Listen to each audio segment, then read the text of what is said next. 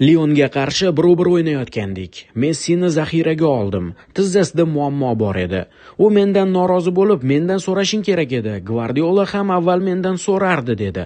Men esa, yaxshi, lekin men Gvardiola emasman deb javob berdim. Chempionlar Ligasida Manchester Cityga qarshi o'ynashimiz kerak edi. Shunchaki uni asramoqchi edim.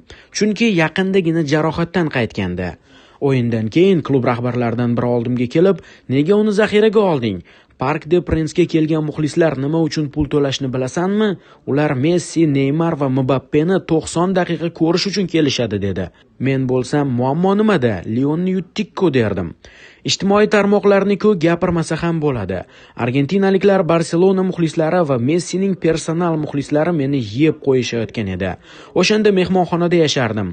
Nihoyat hammasidan qutulib xonamga keldim. Yuz qo'limni yuvib, endi uxlashga yotaman desam, xotinim g'amgin o'tiribdi.